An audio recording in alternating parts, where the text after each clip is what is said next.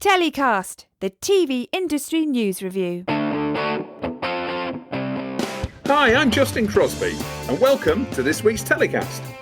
On this week's show, I'm speaking with Maria Ruá Aguete, Senior Research Director of Media and Entertainment at OMDIA Research, on streaming trends and Spanish content. Broadcasting and Cable and Multichannel News' contributing editor, Paige Albiniak, on US TV syndication, and Sophie Alexander, Washington DC producer for ITV News, takes us behind the scenes of the storming of the US Capitol last week. Plus, wellbeing expert Tracy Forsyth takes us through dealing with anxiety, with Blue Monday just around the corner. It's all coming up on this week's TellyCast. And just a reminder to sign up for our new free newsletter called TellyCast Plus. It's packed with interesting TV industry stories of the week you may have missed, jobs news, execs available for hire, Tracy's wellbeing tip of the week, and exclusive insight and opinion. And it's all completely free. Just visit our website to sign up at telecast-podcast.com. So the first item on this week's show is an extraordinary story, I think, and I'm delighted to be joined by Sophie Alexander, the Washington DC producer for ITV News. Hi, Sophie, how are you?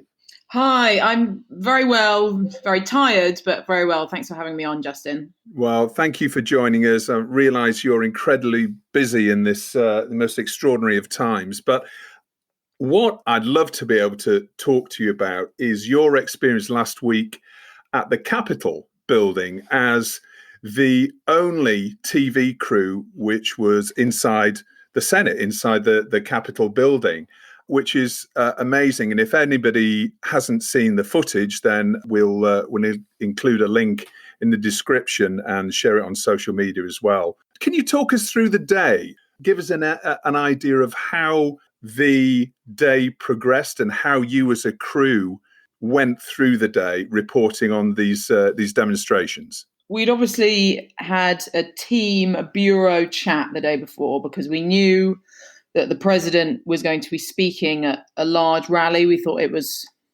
probably his last public speech before Biden's inauguration. And we knew attendance was going to be higher than his other marches and rallies of the last few weeks. So we'd agreed the day before that Robert Moore, our correspondent, Mark Davey, our cameraman, and myself would meet in the bureau at 9:30 and then head out to see the crowds sort of forming, do a few interviews. Robert would do a piece to camera, and then he would nip back to the bureau to edit with our editor, Adam Blair, under the eye of Alex Chandler, our news editor. So that was sort of our plan for the day. We did anticipate that there may be violence and anger. However, we thought that was going to be in the evening. Did you get the idea that something was brewing? Because presumably a lot of these protesters had been arriving in Washington over the previous few days.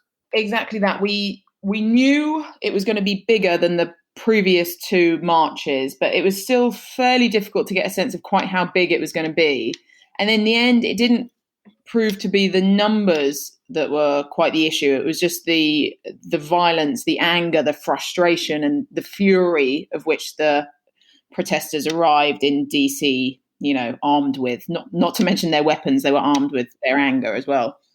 There were reports I heard of people with long guns actually within the Senate building. So I never witnessed anyone carrying a firearm. It is worth mentioning that while across America there are different laws about carrying firearms, whether you can conceal them or not, but in DC you are not allowed to carry a firearm. So if they were carrying, they would have been concealed. So as I said, we went to the sort of march and the rally. Thousands of Trump supporters were amassing near the Washington Memorial, waiting for him to come on stage at 11. So we, got a few shots of the crowd. Robert did some interviews. He did a piece to camera, and then he had to nip back to the bureau to edit, as I said. So Mark and I stuck around waiting for Trump to come on stage, which he did about an hour late to thunderous applause and cheers, not unlike we've seen before. But as we were sort of watching people watch him, so to speak, it did become apparent a couple of times that there were quite odd sort of weapons people were carrying, but it also wasn't quite out of place, because we're used to seeing Trump supporters, a lot of them are very ardent and right wing, and it's not unusual to see them carrying wooden sticks or that such a thing. It's not unusual. We did spot one man who actually walked right past us carrying a sort of really heavy wooden staff with a big spear on the top, which definitely made us sort of think twice about what was happening today. But the president, during his speech, said, let's march. I want you to march to the Capitol. So, which we kind of anticipated was going to happen as well.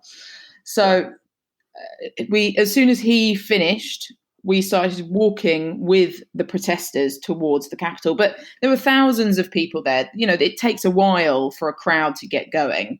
So sort of slowly we walked, and essentially we were just waiting for that shot that Mark, the cameraman, could get of the Capitol with a sort of crowd walking towards it. So we were sort of really taking our time just trying to get this shot of the crowd of thousands. And then it was, as we got a little closer, Mark sort of kneeled down to get a shot of the crowds, and I heard these two loud booms, and I just thought, right, well, that's unusual. Perhaps the crowd are setting off fireworks. It didn't sound like a gunshot, but it was very loud and a real boom.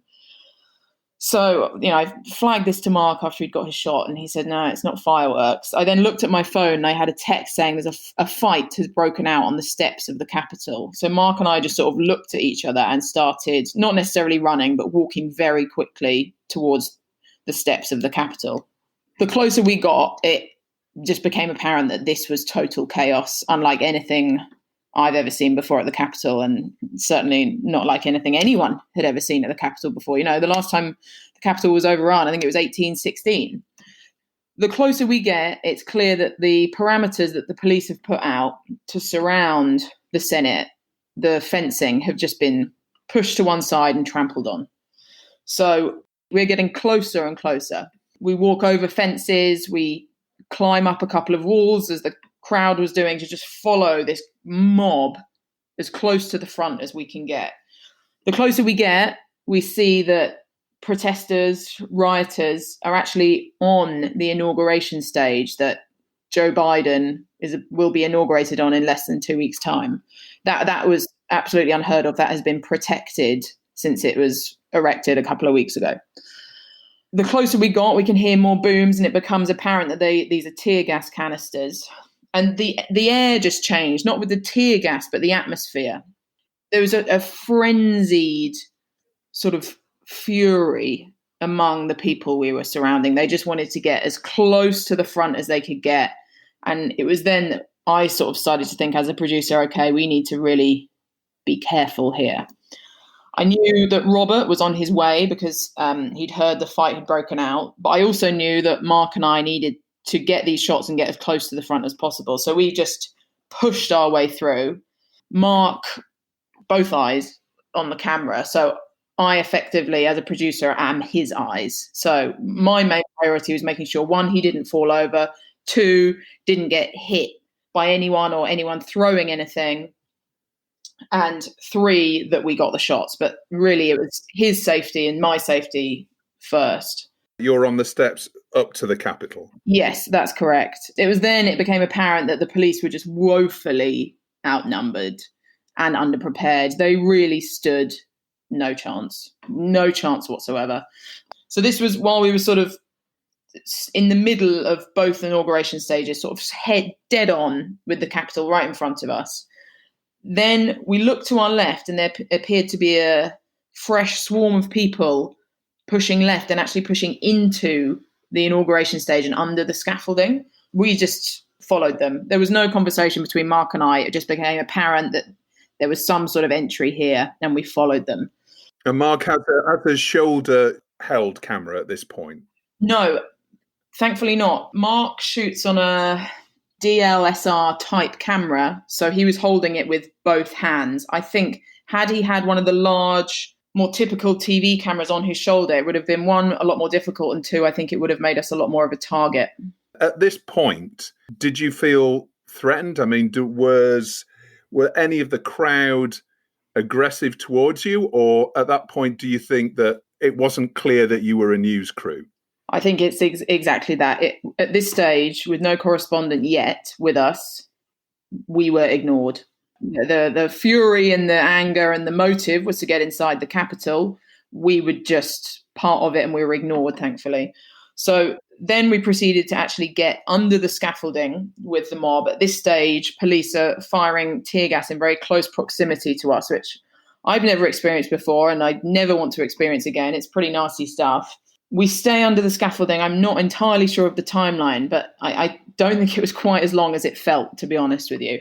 At this stage, somehow, Robert manages to get through to me on the phone, which sounds like a minor detail, but communication with the third member of your team that's trying to join you in the middle of a riot with hundreds and thousands of people around you also on their phones is very difficult. So the fact that we actually managed to communicate, I could tell him exactly where we were and he managed to find us, was really quite something.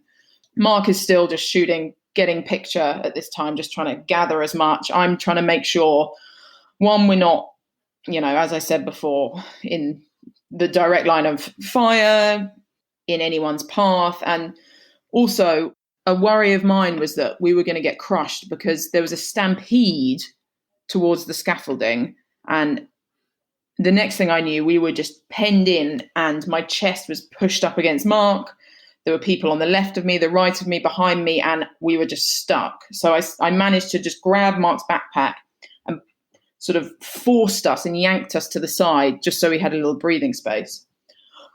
Robert, our correspondent, then manages to join us. And before we know it, the crowd have broken down the doors and are running across the terrace into the Capitol.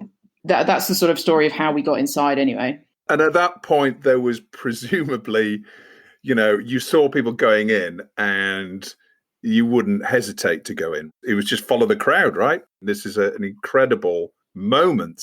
As a viewer watching on, it felt like a real moment in history. And I think people texting each other back in London, just saying, have you seen what's going on at the Capitol? So from your perspective, it was a case of, well, we're going in. I don't think we even thought about it like that. As you said, we just followed them. We all knew in our own minds that this was unlike any situation ever experienced in DC or, not for hundreds of years, as I said. We followed the story. We followed the crowd inside. Robert managed to keep his cool and do a couple of pieces to camera, and we just followed the crowd. And at that point, when Robert's doing the pieces to camera, again, were you starting to feel more exposed? That at that point, you're in the kind of eye of the storm and you were becoming obviously a news crew and obviously a news crew with an English accent. Exactly. You're right. It did make us more of a target and we got pushed a little, but at this stage, we were on the terrace of the Senate, not actually inside the building yet. It was actually once inside the Capitol that we did get a lot more attention and unwanted attention. However, being British in this instance helps. Remember, these right-wing rioters despise the fake news, as it's called. And we're talking about CNN, ABC, NBC. So we say to them, look, we're from the British press. We're just here to listen to you. We want to know why you're here and why you're doing this. And it really helped diffuse the situation. It really did, which is a sad state of affairs for, American news and American journalism. It really is. However, on this occasion, in quite a dangerous situation, at one stage, there was a circle of men in camouflage all wielding these heavy wooden sticks sort of encircled us. All three of us had to sort of talk our way out of it, but we were fine. And actually it ended quite quickly. I've said before that the anger that day was really not directed at us. It was directed, at those in power. Did you feel at that point, presumably when you're surrounded by those guys, you presumably felt pretty frightened at that point, or were you able to diffuse it, as you've just explained, quite quickly? I think the adrenaline, truthfully, means that you're not frightened, because I don't think any of us have looked back now and said we felt frightened. It perhaps was frightening, but maybe we weren't frightened. You just act on the situation. We managed to diffuse it. Also, it's not the first time as a TV news crew reporting in the States that we have been not assaulted, because that's absolutely the wrong word, but questioned sort of forcibly. Let's put it that way. We've used this line before. We've spoken to people before. We talked our way out of it. So no, I wouldn't say we were frightened, but looking back, it was, I guess, a little dicey. And then from that point, I mean, how far inside did you follow the crowd? How far inside the Capitol? Oh, I mean, all the way. We followed them all the way to the Speaker of the House, Nancy Pelosi's office, and saw them ripping down her name placard and stamping on it on the floor. We were with them throughout. I would like to say we were not there when Ashley Babbitt was shot and killed, and I am glad about that. We were at the heart of the storm in the Senate, that's for sure. As a viewer, I was watching it live and thinking, once night falls, this is going to get even worse. This is going to really get out of hand. Was it at that point when the military started to get involved and then everybody sort of seemingly melted away? Or how did it then progress from you being outside Nancy Pelosi's office? From there, I mean, we stayed with the crowd. The National Guard weren't mobilized for quite some time. I think we were inside. We were inside for over an hour, I believe. Well over an hour. And the crowd were roaming freely. There were a few police completely overwhelmed. And there's no chance that 10 police officers can hold back a furious, armed mob of hundreds. The police were just letting them pass, letting them do what they wanted, because in terms of the actual officers on the ground, it's not their fault they were underprepared and overwhelmed, and there's no way that 10 officers are going to hold back, as I said, that angry crowd. They would have been killed. In retrospect, it's quite extraordinary, isn't it, the security setup, because you were there, you had the sense that things were going to get a little bit nasty. You would have thought that the protection for the US Capitol building would have been more substantial than what we've seen, which is a few barriers and a handful of police is what it looked like. That's exactly it. I mean, I do wonder, with previous marches and previous rallies in the Capitol, the violence has been in the evening, as we were also anticipating. Let's not forget that an attack on the Capitol, as I've said, is unprecedented. It's not happened for over 200 years. So perhaps it's not that surprising the Capitol wasn't more protected. However, it does raise really serious questions about not only the policing, but how the different agencies work together. The fact that the National Guard were not mobilized by the president at all, and it's got the vice president to mobilize them, is quite astounding. It was only when the National Guard came into the Senate that we were, one, pushed to the ground and then just forced with the rest of the rioters out into the corridors. And then eventually we called it and we left. From that point, you returned to the Bureau and started editing and sending your report back. Yeah, so Robert, our correspondent, had left a little earlier because we knew this was huge, and he ran back to the Bureau and started editing feverishly with Adam Blair, our magnificent editor, while Mark and I stayed to try to gather more. We then looked at the time and realised that what the other footage that we got was excellent, and then if we also legged it, we could make it back into the Bureau, and hopefully that footage could also get into Robert's bulletin. And how long did it take you to edit that piece, to get it back from when Robert started working on it until the time that you sent it back? Truthfully, I'm not quite sure. Time on that day, I've been trying to write out a timeline, has just sort of skewed. It feels like it was all 5 minutes, but also about 500 hours.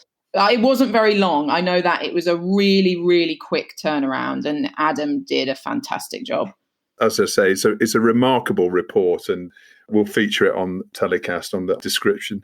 Sophie, thank you so much for spending time with us. Actually, one more question. How does it feel now in Washington, DC? You say you're obviously still run off your feet, incredibly busy. What's the sense around the city now? I wouldn't say it's one of fear, but there's been a curfew enacted from today, which is days ahead of when it was meant to be for the inauguration. The security is everywhere. If you go down to the capital now, it's a bit like a ghost town apart from the army, the National Guard, the police. You only see security, you don't see anyone else. I wouldn't quite say it feels like something's about to happen, because I do think, following on from what happened last week, they'll have heightened policing by 1,000 times. Just feels quite strange. It was, this building once again was the scene of something incredibly historical, but this time it's 2021. How did this happen? It was remarkable, and I think a day that TV news as well really sort of reaffirmed itself as an incredibly important channel for taking that story around the world, rather than social media. Obviously, we saw lots of clips on social media, and we know what's happened with social media in terms of Donald Trump and various others in the wake of this. Again, remarkable report. Congratulations, Sophie, to you and all of the team. And thanks so much for joining us. And we'll keep tuning in and watching your reports as the Biden inauguration happens over the next few days. Brilliant. Thanks very much. It was great to talk to you. So, Maria, welcome to TellyCast. Feliz Año Nuevo. Thank you very much, Justin. So you're Senior Research Director of Media and Entertainment at OMDIA Research. So your services must be very much in demand at the moment as businesses try and make sense of this lockdown and try and strategize. You are totally right, Justin. I work at OMDIA. OMDIA is the merger of IHS Market Technology and OBUN. And this year, last year, 2020, has been a very exciting year in the sense of the pandemic, people on lockdown. So in terms of media, people watch more TV than ever. Some streaming services did really well, but other services did really bad, or they were very challenging, like sports events and others. So we did a lot of work, a lot of consultancy, trying to help our media clients navigate through all the uncertainty due to the pandemic, and because we didn't know when the lockdown was going to come to an end. Still don't. So exactly. We are still there. We know 2020 was a great year to be in the online video streaming business. So what can we expect for 2021? That's a very great question, because yes, in terms of online services, 2020 has seen SVOD growth at one of the fastest rates on record. In fact, this year, 2020, saw more subscribers added to the online video streaming than at any other point in history. Across all the services we cover at OMDIA, we saw in 2020 more than 226 million paid additions to the streaming world. So in 2020, for first time, there are now more subscribers to online video streaming services than pay TV. In fact, we have now more than 1 billion subscribers to online services. And 1/3 of those are with Netflix, Amazon, and Disney. These are the 3 top players in the paid online streaming world. But yes, it has been a fantastic year for online video streaming. But as all industries and economies tend to move between waves of growth and pools of stagnation, SVOD is not an exception.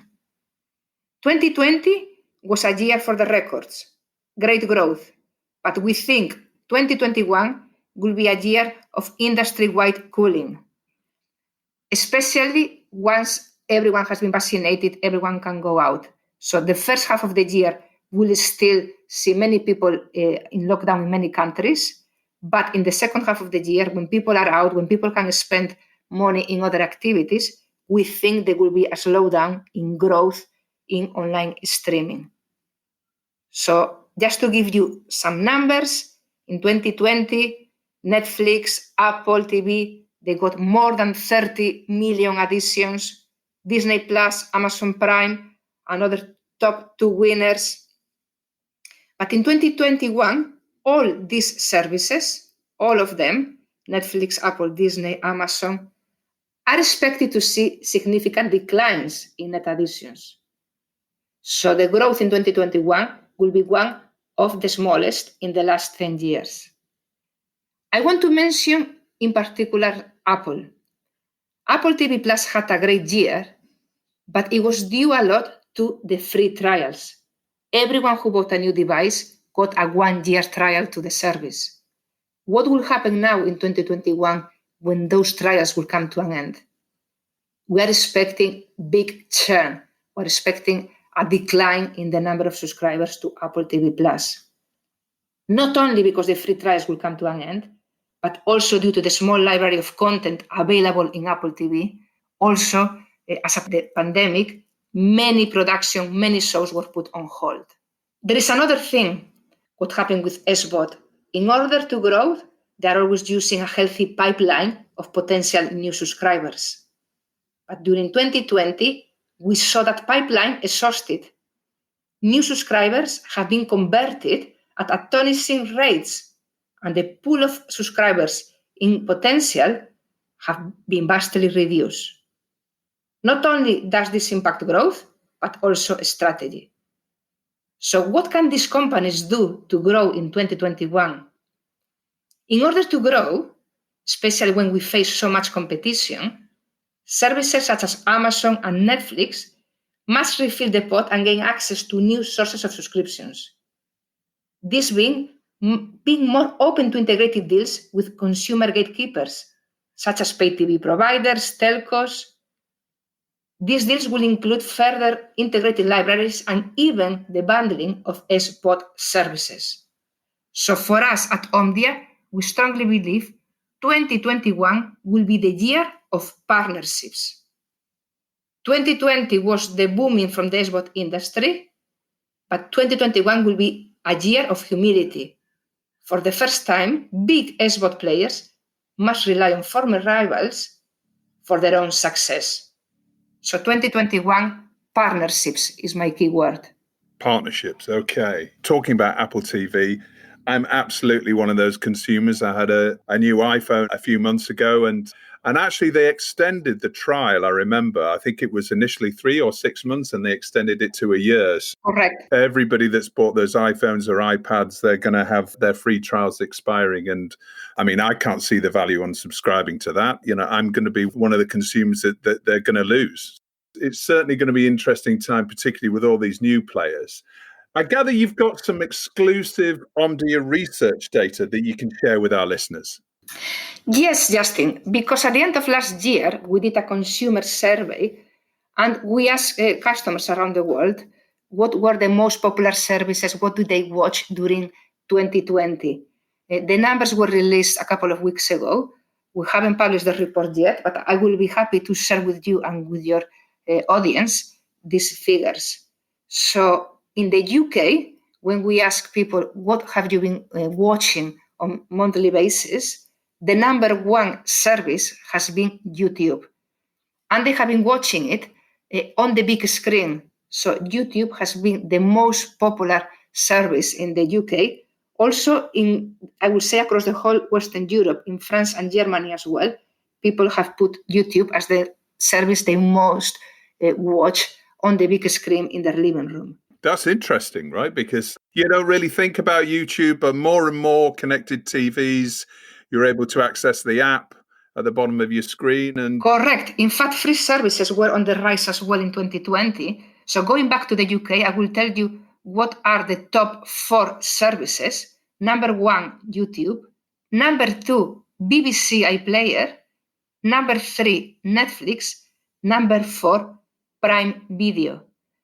In terms of pay online streaming services, Disney Plus, that was launched in Q1 last year, became the 3rd most popular pay online video streaming services. So Disney Plus arrived at the right time in the UK when kids were at home, and very quickly Disney became the 3rd favorite pay SVOD in the UK. Also, it's interesting, Justin, this is overall the UK, but when we look at different segments, we saw that people above 45 the service they watched the most was not YouTube, it was not Netflix, it was BBC. People above 45, they chose BBC as the most popular service during 2020. When we look at people between 18 to 34, then it changed. It was YouTube and it was Netflix. So very different segments in the UK of what was the most popular service. Very different above 45, very different below 34-year-olds. Also, it's important to say that it was not only a rise in paid subscriptions, consumers are also increasingly turning to free AVOD services. Not only in terms of the number of services people take at home, in terms of the number of hours and minutes a day where people are watching that content. This, we saw it already in 2019, so it was not just because of the pandemic, but we see an increase in AVOD across all the countries around the world. And when we look at number of services, AVOD and SVOD in the UK, people have now more than 5 services per home. In the US, this goes even to 10. So the appetite for watching, consuming video, pay and free is on the rise, is still increasing, and we still think it will be on the rise this year, 2021. So thanks very much, Maria. That's really fascinating stuff. We'll feature all of the images that you've kindly shared with us and the data on the TellyCast website and also on the TellyCast Plus newsletter that comes out every Friday. Everyone can go and have a look at those graphics, really interesting stuff. So NAPI Miami is taking place virtually, of course, next week. And many of us would usually be jetting off around about now to the sun for the event, but sadly not in 2021. Now, the market is focused on LATAM and US syndication, and Spanish content obviously features very heavily here, but it's not a territory that we've discussed in any detail on TellyCast so far. Can you give us a little indication of the industry, what the industry means on a global scale, and give us a bit of a run through of the landscape of the Spanish TV market? Sure, Justin. So, yes, I was one of those people going every January to sunny NAPI Miami. So I'm gutted that instead of Miami, I have to be in London. As beautiful as London is, it was always great to start the year in Miami. And yes, it was the paradise of all Spanish speakers, because in NAPI Miami, you could have find people from all the Spanish countries in the world, Colombia, Costa Rica. It was a fantastic place. I am Spanish myself, as probably everyone listening today has noticed. So yes, I'm very pleased to tell you how popular, how fantastic the Spanish content is now, and how important it is, not only in Spanish-speaking countries, also in the US. Why in the US? The US is one of the biggest markets in the world in terms of entertainment. The value is around $190 billion in 2020. And 19% of the population in the US, they're Hispanic people. So 61 million people in the US are Hispanic. So for these people, Spanish content is really important. Why? Despite we understand English, we speak English, but when, as a quote from Nelson Mandela says, if you talk to a man in a language he understands, that goes to his head. If you talk to him in his language, that goes to his heart. And I think this is very true with the entertainment, with content, with series, with drama. If it's in your local language, it is of high value. In the past, when people heard about Spanish content, they associated with telenovelas, but it has been a big change over the last years. And I will mention one series and I will mention one online streaming service, La Casa de Papel and Netflix. Why? Before La Casa de Papel, as I said, people thought Spanish content was just telenovelas. And with La Casa de Papel, that it was a Spanish series from Spain in A3 Media, Antena 3, public service broadcaster, it was not very popular in Spain. I don't know if it's because it had lots of adverts, if because it didn't work very well in Spain. As soon as they sold the series to Netflix, They tried with other companies, but nobody was interested, thinking it's too Spanish, it will not sell well, it will not travel around the world. We are not interested. But Netflix saw the value and they thought, we like it. We want to show this to the rest of the world. It became a massive hit.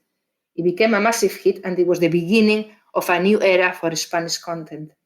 Not only Spanish content from Spain, but from all the Spanish countries around the world. So let me go back to the US and the streaming services. I will have to tell you that Spanish language TV is still relatively underrepresented on the major US over-the-top video services. Netflix and Hulu offer the highest volume of titles. In fact, of all the titles available in Netflix, 11% are now in Spanish. Why? Why they are doing this? Why all other providers like Amazon only have less than 1% in Spanish? They realize there is an appetite, huge appetite for this content. All these 61 million of people living in the US, Spanish speakers, wanted that content. In fact, we did a very interesting analysis last year across Netflix and Amazon for that Hispanic population in the US. And there was a big churn from Amazon to Netflix. And one of the reasons they gave was the lack of Spanish content. So it's not a coincidence that Netflix decided to invest in this type of content. And when we speak about 11% of Netflix catalog being Spanish, where is this Spanish content from? The number one country is Colombia. Colombia was the largest supplier of Spanish language content for US services. 25% of that Spanish catalog is from Colombia, 18% from Mexico, and 16% from Spain. And now we have lots of titles available. La Casa de Papel, Fariña, Roma, Élite, lots of big hits that they will probably be mentioned next week at NAPI Miami. And when we go into other services, we said Hulu as well is investing a lot in Spanish content. So is Tubi and Pluto TV. But there is still other countries, other services that we think will start investing from 2021, like, for example, Amazon. So I have to say, for Spanish content, Netflix has been a big promoter of our content around the world. It has given opportunity to many producers of Spanish content to be known around the world. Hence, how many partnerships, we started the conversation today talking about partnerships. I will see even more happening in the next years between big players like Netflix, like Amazon, and local Spanish producers of Spanish content around the world. Just amazing the way that streaming service can really reinvigorate a whole industry in Spain, and presumably we'll also see a lot more exports coming through linear TV and being distributed internationally as well as a result. Of course, this will be popularity not only in SVOD, also in linear TV, and not only in Spanish language. We saw also Apple TV last year with Tehran, another series from Israel being also very popular. So I think there is a boom from all local content in different languages, when before it was mainly English content, and now people are open to local content in their own local original language, which is really, really important. It makes an awful lot of sense. Congratulations to Netflix for identifying an underserved population. And as you say, 61 million people in the US. I mean, that's about the same as the UK population as a whole. So it's actually a whole new territory within a territory, if you like. Correct. And these are the Hispanic, and of course there are more people in the US that are Spanish speakers, and of course the whole Latin America and many other people around the world.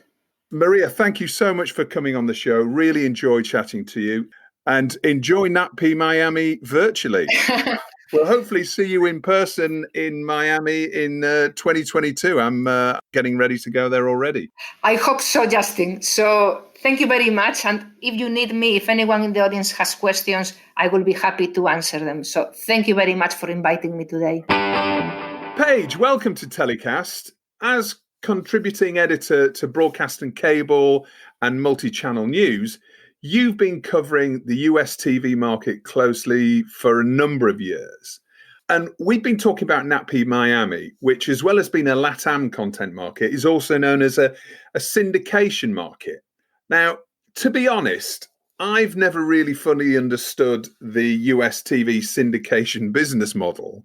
And I wondered if you could take us through the syndication landscape, starting with how and why it developed and who makes the money and how do they make the money? Well, NAPI, first of all, originated as a syndication television market. And I forget the year, but it was many, many years ago.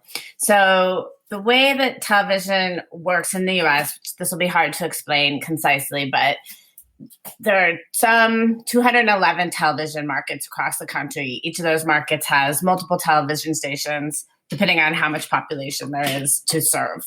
So like in New York City, there's probably, 20 television stations.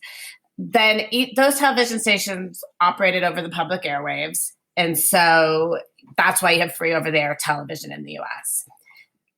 Syndication started off as all of those TV stations were owned by different people, different maybe groups, but a lot of times individually. And then you had hundreds of producers that were producing shows that they hoped to put on TV stations. So NAPI started as a big market where the buyers and sellers got together and bought shows. Over the years, all of that's consolidated. So now you have very many less owners of television stations. You still have some independents, family-owned, et cetera. But you also have very large groups like Nexstar, Sinclair, et cetera. And then the producers have also consolidated, many of which are now owned by companies like Disney, Warner Media, NBC Universal. You may have heard of them. So then you also have some smaller producers. So as a result, the market has gotten a lot more streamlined. Another way to say that is maybe less dynamic in that there are fewer buyers, there are fewer sellers, so there tends to be less programming produced, and it tends to be produced as opposed to here's a show, stations maybe buy it. Now it will be like, here's Kelly Clarkson, we're going to launch on the NBC-owned stations in top markets and then distribute it to the rest of the country, and a lot of times NBC affiliates will pick it up. So now, as you know, as everybody knows, linear TV its ratings power has diminished as fragmentation and streaming has evolved. Let's take Kelly Clarkson, it's a good example. So Kelly Clarkson launches 2 years ago. Relatively speaking, it's doing pretty well.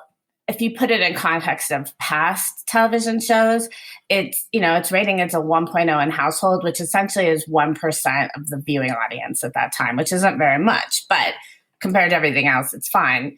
But the problem is when your rating is that, and you're selling to advertisers based on your rating, you're only making so much money. So are you making enough money to A, cover the cost of the show, and B, cover the costs and then make some money back? So that's the conundrum right now. So going back to NAPI, so NAPI, because it started as this, still is sort of this, but a lot of times at NAPI, this business has kind of already been done or it's already in place. So I would actually say that NAPI would like to be considered like the kickoff of the global television market. So it'd be like NAPI and then MIP and MIPCOM. You've also got a NAPI in Budapest. So that's how they view it. Now, whether or not that's actually true, that's a different conversation, but that's sort of where NAPI sits in this whole area. You mentioned streamers, and obviously streamers have been a huge beneficiary of the pandemic and everything that's gone on over the last year or so. So just looking at some research from eMarketer, the cable, satellite and telecom TV industry in the US is on track to lose the most subscribers ever. And in 2020, over 6 million US households were forecast to cut the cord with pay TV. And according to YouGov, their recent research was forecasting 27% of US households will cut the cord in 2021. Now, we've seen the streamers, as I say, being the big beneficiaries, but it looks now like pay TV being the biggest losers. Does that mean the end is nigh for the syndication business? These two things are not necessarily connected, and to some extent, cutting of pay TV is kind of a good thing for over-the-air broadcasters. But it's, this can show up in a lot of different scenarios. But let's say that you're in the US and you're a subscriber to Comcast. Then you get all your local over-the-air TV stations on your cable system, and you also get your cable networks, and now you get apps, right? So you can get Netflix and Amazon and whatever else via your set-top box.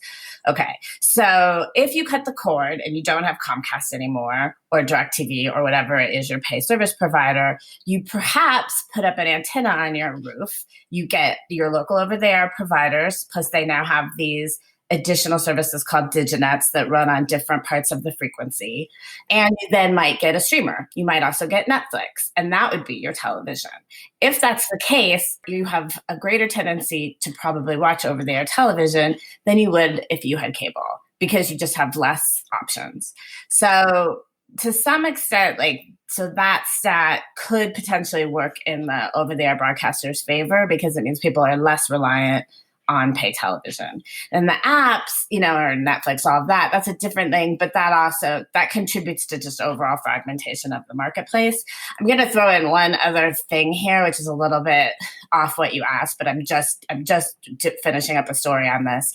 But, now the syndicators, so the people that produce things like the Kelly Clarkson Show or Wendy Williams or even Ellen, they're really looking at what are the streaming options for these shows and what are other digital extensions that we can create that can earn revenue.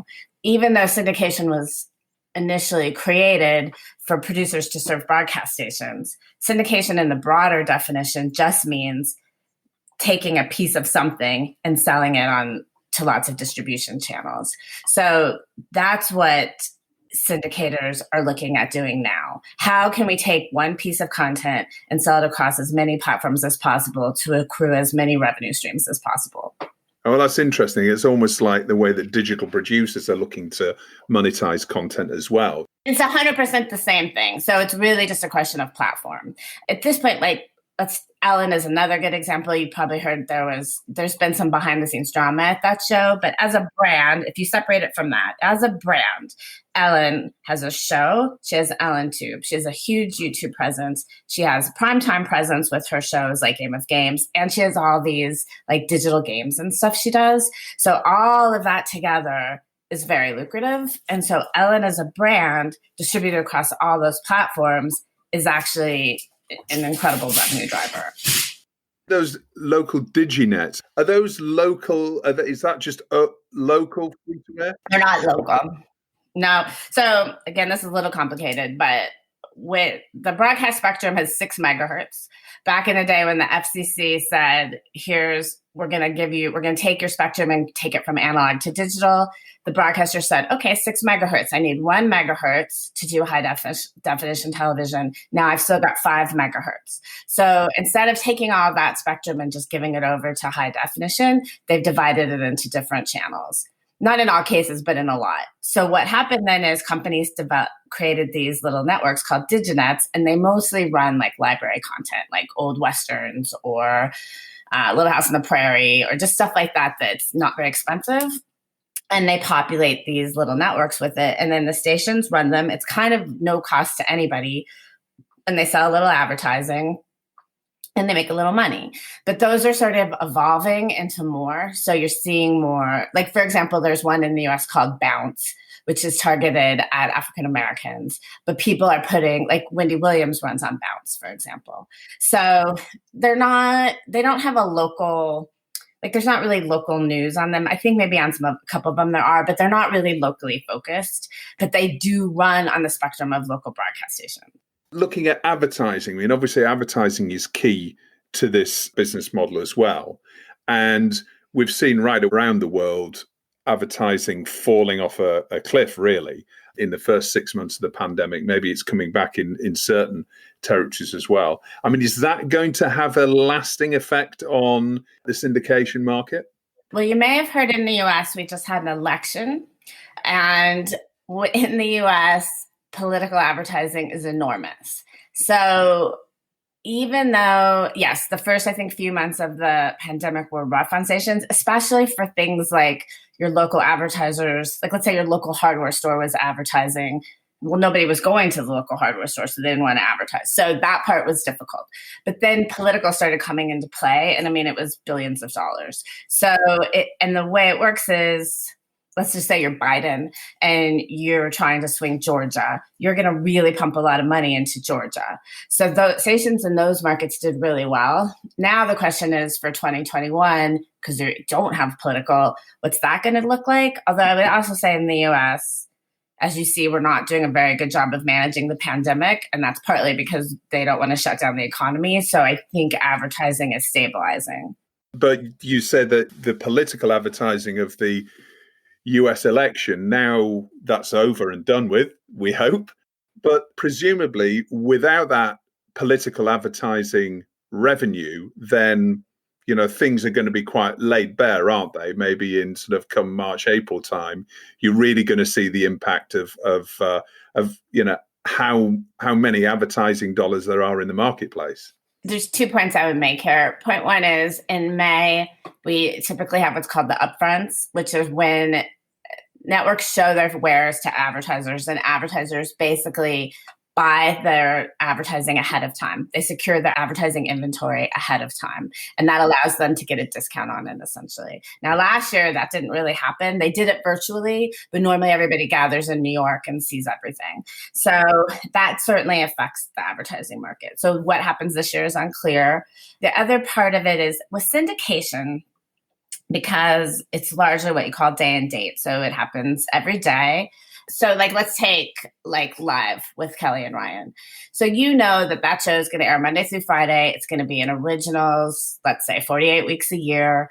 And it typically does a 2 household rating. So you pretty much know that. And so when you take that to the advertising market, you can sell that stability. Because of that, that's an advantage for syndication. So it's also kind of a value play. So let's say like you wanted to buy Fox's new primetime schedule. You really have no idea what that's going to do. But with syndication, you absolutely know what you're going to do. You know what your money is getting you. You know what audiences it's reaching. You know the frequency. You know the reach. We could probably have a whole show dedicated to getting into the real detail of all of these different areas. But Paige, thank you for joining us on TellyCast. Really enjoyed having you on the show.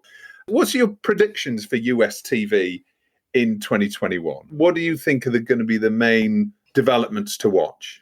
I am leery of predictions. I will say that I am very interested in the HBO Max thing where they're bringing their first-run movies to the streaming service and releasing them in tandem with theatrical release. This is not a syndication thing, but my argument about that has been if you sign up 1 million new subscribers at $15 a month because they launched Wonder Woman, so that's 15 million a month.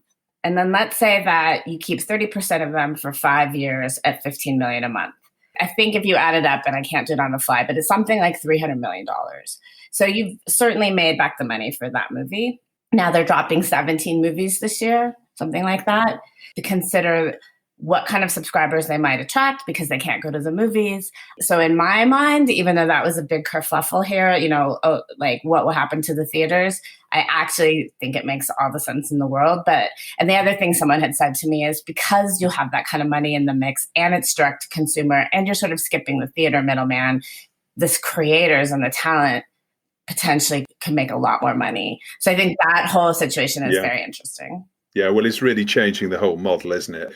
If the talent's, you know, going to make even more money potentially, and there's more cost stripped out, then it makes sense. I think a lot of people that we've spoken to on the show so far have indicated that the genie's out of the bottle. You know, this is not going back to how it was pre-pandemic in terms of theatrical. Paige, thank you for joining us. Really appreciate it. All the best for 2021, and we hope to speak to you again soon. Thank you. Have a great day. Bye. So for the first time in 2021, it's time to welcome back to the show our wellbeing expert, Tracy Forsyth. Happy New Year, Tracy. How are you? I'm well, thank you. Happy New Year to you, Justin. How are you? I'm okay. I think as well as can be expected, I think, is probably the response that a lot of people are giving to each other right now, because obviously we've got post-Christmas blues, cold, dark nights, credit card bills are starting to arrive after Christmas. Not to mention all those New Year's resolutions that were already been cast aside. I mean, in fact, that's one thing I was going to say to you, Justin, that this year, for New Year's resolutions, I think we only need one. And that is to be kind to ourselves. Because normally at this time of year, we're like, okay, I'm going to lose weight, I'm going to get fit, I'm going to learn to play the guitar, etc., which are all admirable things. But I think that one above anything else this year, be kind to yourself, is one that I would really recommend. Give yourself a bit of a break, right? Don't beat yourself up. Yes, exactly. And I think, like often people find it really, really hard to be kind to themselves. And we've talked about this a little bit before. But so if you're the type of person that finds it really, really hard to be kind to yourself, then, one of my things is not only speak to friends, who are kind to you, but also to imagine you are your own best friend. And with your internal dialogue, imagine that you were speaking to your best friend, but you're speaking to yourself. So what would you advise your best friend? What kind of words of encouragement would you give your best friend? What kind of comfort would you give your best friend? And with all of that, give it to yourself. Yeah. This time of year, first of all, we know this is a PR construct, right? But Blue Monday, there's this day, Blue Monday, the 18th of January next week, is dubbed the most miserable day of the year because of all those things I mentioned earlier on. We should give ourselves a break, and we should, as you say, probably share how we're feeling. This COVID thing is obviously it's a nightmare, and it feels like it's getting worse at the moment because we're subject to all these numbers that we see on the news every day. It's about sharing how we're feeling, isn't it? Rather than, because we're obviously all cooped up at home. It's two things, really. It's sort of acknowledge what's going on with yourself. Like, you know what? It's rubbish at the moment for many, many people, and it's rubbish in many, many different ways. You're not alone. And there are many people feeling desperate and desperately anxious and worried. And the key thing is just not to suffer in silence, is to reach out to other people. I know everybody's got their own problems, but often that whole thing about a problem shared is a problem halved is true. Just getting it off your chest, speaking it out loud, talking about your worries and anxieties. It's right that you're feeling that way and deserve to be comforted for that. So definitely sharing it by speaking to a friend, etc. And also being there for a friend, I think, can help. I've found that some of the people who are the strongest people in my life are also suffering. And so to be on the receiving end of their worries and woes is a comfort to me, that I can be there to help. Yeah. I think the other thing is about, acknowledging Blue Monday and acknowledging feeling blue. It's like, don't try and pretend that you can just carry on as normal. I think for people working at home, then, maybe just try and have a duvet day, even if you're working from your duvet. Have a hot chocolate, have something, whatever, just these small comforts. Get cozy, make sure you're nice and warm, have a nice bath if that makes you feel good. Is that when you're feeling blue, just comfort yourself, just eat like nourishing food, eat the kind of comfort food that you had when you were as a child, even if it comes out of a can or whatever. This is the time really to cozy up and nestle in. And if you feel like working on your laptop from the duvet, or have a chick flick or whatever, a good old Western or whatever it might be on in the background, then do it. Indulge yourself.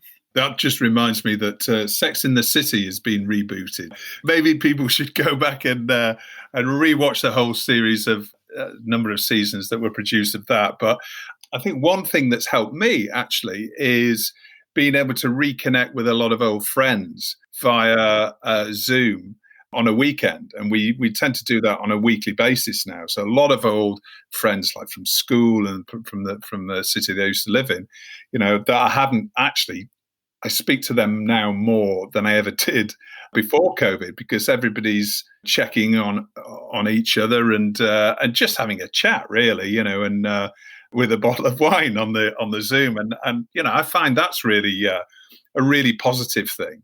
Justin, I think those friends that have known you for a very long time, like school friends or whatever, try and hook up with those friends that just you have those belly laughs with, where actually, that you can just hang out with, that you don't have to have an agenda to be with, that you just enjoy being with each other's company, where you can just chat. And I think that's absolutely right, is schedule those chats or schedule those, I don't know, those walking calls, if you're going to go out for a walk and you can call a friend and just shoot the breeze, as they say. All of that is so life enhancing, isn't it? Get it off your chest. Let them get it off your chest. Just get it off your chest and just take comfort and give comfort. Exactly. So if we hear anything about Blue Monday, you read it in the press, ignore it. It's a PR construct. It's an absolute load of rubbish. And remember, the days are getting 2 minutes longer every single day. That's the other thing, right? Yeah, that's great. Yeah, because also then, with the days, it's true that with the short days, it means by the time you finish work, you can't really go out for a walk because it's dark. So that just to remind people to really try and get out in the middle of the day or first thing in the morning when the sun is out, hopefully. I mean, it's a cloudy day today, but just get out and find the light. Find the light. Wise words. Tracy, thank you so much. It's great to have you back on the show this year, and looking forward to chatting more next week. You're welcome. Take care. Well, that's it for another week's show. Thanks as always for listening. Don't forget to rate and subscribe and share TellyCast with friends and colleagues. And don't forget to sign up for our new free newsletter called TellyCast Plus. We aim to make it the most useful thing coming into your inbox every Friday. It's packed with interesting TV industry stories of the week you may have missed, jobs news, execs available for hire, Tracy's wellbeing tip of the week, and exclusive features, insight and opinion. And it's all completely free. Just visit our website to sign up at telecast-podcast.com. That's telecast-podcast.com. TellyCast was edited by Ian Chambers and recorded in Lockdown 3 in London. Next week's show is a Real Screen Summit special, featuring guests including Spring Films' Andre Singer, OBE, Frantic Films CEO Jamie Brown, Real Screen's Barry Walsh, and others as we discuss the outlook for the unscripted sector in 2021. Until next Thursday, as always, stay safe.